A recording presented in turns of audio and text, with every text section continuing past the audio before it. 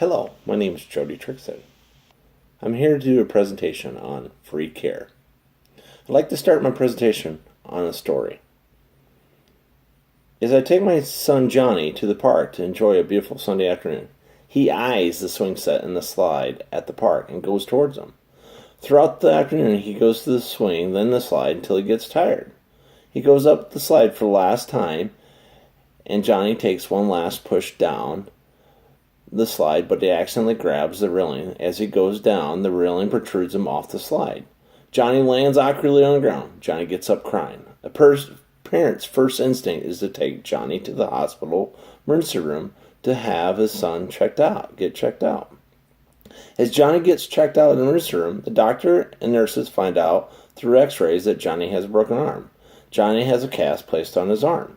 The emergency room attendant asks me, "Who is your healthcare provider?" I reply back to the emergency attendant, "I do not have any."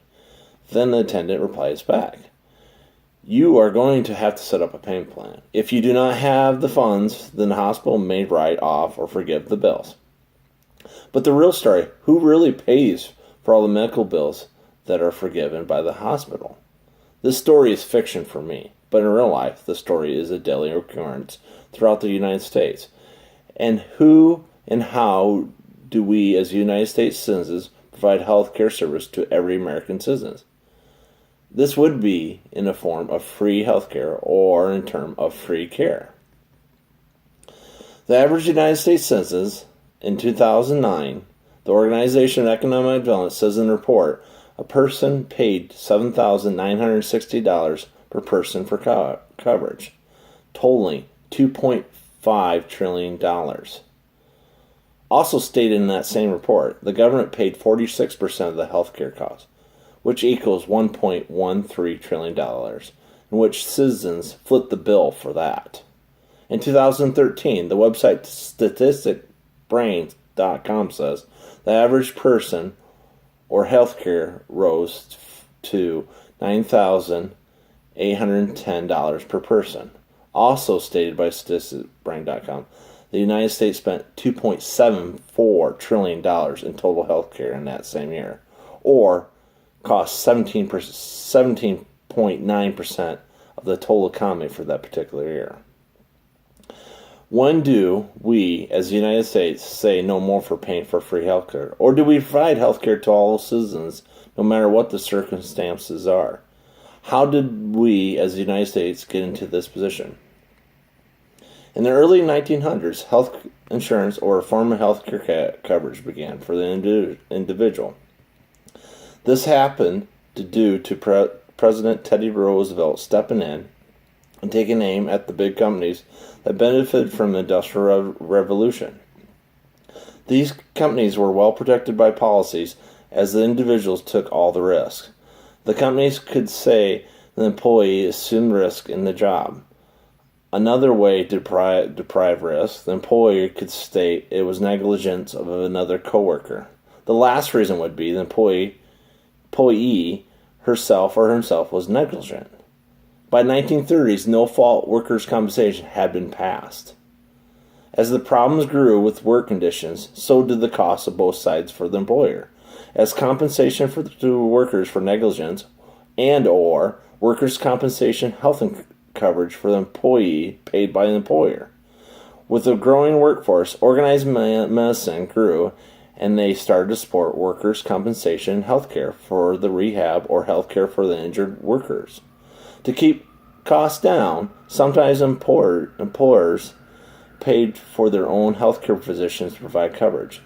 Labor unions started up during that same time here to provide or force issues in negligence or workers' health care coverage for the employee. Another significant time frame for health care was during the Great Depression. Between 1932 and 1933, the Baylor University Hospital saw the downward trends in patients as occupancy and the ones that could pay. The administrator of Baylor University Hospital, Justin Kimball, saw a way or plan to bring in incomes instead of doing charity cases all the time during this same time period. A standard plan for healthcare was introduced by the hospital, but not by the physician.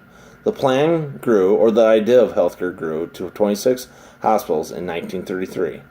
In 1939, the example of true healthcare coverage plans by the physicians were established as Blue Shield, and later by the hospital as Blue Cross. This was the start of healthcare coverage as the well-known company is in healthcare, Blue Cross Blue Shield. In our current healthcare coverage requirements, a taxpayer is required to have health insurance. The person can either get coverage from the employer or buy the coverage privately. The only thing is the person that cannot afford health insurance, the person more likely will go without. That same person files tax returns, she or he will be penalized. In that same circumstance, a person could not afford health insurance probably will not file because she or he did not earn enough income. The situation is back to step one. Not everyone has health insurance, and we as the United States back given health care as a charity case. This direction is a lost situation. Instead, the United States government is trying to improve on good intentions. Social health care is the model for Canada. Canada social health care is always referred to compared to healthcare systems to the United States. Canada's healthcare system is provided to all citizens regardless of medical history, personal income, or standard of living. Canada's healthcare is publicly funded and handled by the provinces or territorial areas set by Canada's government. Canada provides preventive care or standard health care to all their citizens. The pros for social health care is providing the same standard health care to all citizens. No matter what dire straits that lay upon a person, she or he is provided health care to get back on her or his feet. Another pro reason for social health care is making a standard health care throughout the United States. Has standard health care improved throughout the United States? Yes, it has. But we as the United States have a lot to improve in that area because one demographic area health care procedure costs can be higher, and in another demographic area that same procedure is at a lower cost. There is no true standardization in providing and in costs. The cost of healthcare has risen tremendously throughout the years. If standardization is implemented, then the cost can be controlled. Canada shows prime example of these procedures. The cons in social healthcare: there is no true money is funded for healthcare and improving standards.